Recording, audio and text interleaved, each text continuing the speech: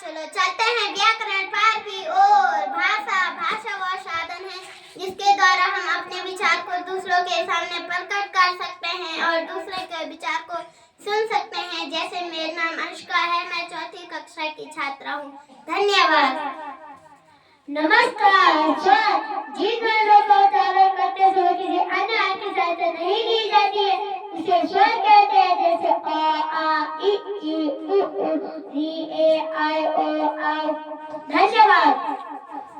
नमस्कार। व्यंजन जिन वर्णों का उच्चारण करते समय किसी अन्य वर्ण की सहायता ली जाती है उसे व्यंजन कहते हैं। जैसे क ख ग घ अक्षर आदि। धन्यवाद।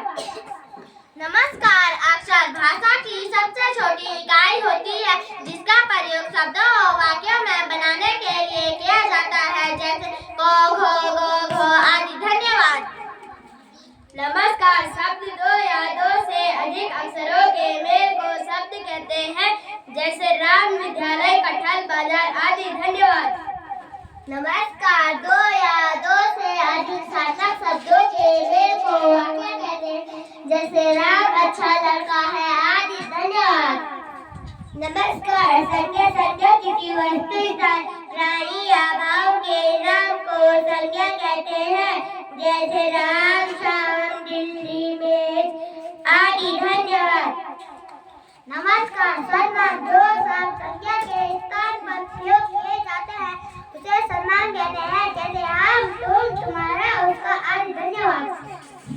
नमस्कार। जिन शब्दों में किसी कार्य का होना पाया जाता है उसे क्रिया कहते हैं। जैसे खेलना, कूदना, हंसना, रोना, पढ़ना, लिखना आदि। धन्यवाद। नमस्कार। शब्द तथा संज्ञा शब्दों की विशेषता बताने वाले शब्दों को विशेषण कहते हैं। जैसे काला, सफेद, अच्छा, बुरा, चतुर, तेज आदि। धन्यवाद।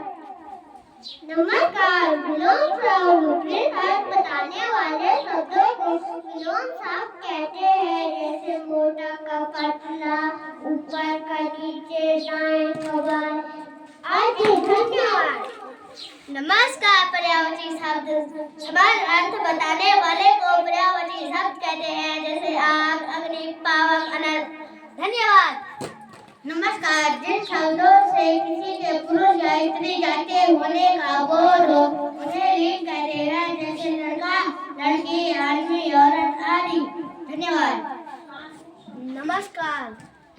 वचन शब्द के जिस रूप से उसके एक या अनेक होने का बोध हो उसे वचन कहते हैं। जैसे लड़का, लड़के, किताब, किताबें आदि। नमस्कार। एक वचन शब्द के जिस रूप से उसे एक होने का बोध हो उसे एक वचन कहते हैं। जैसे लड़का, आदमी, औरत आदि। धन्यवाद।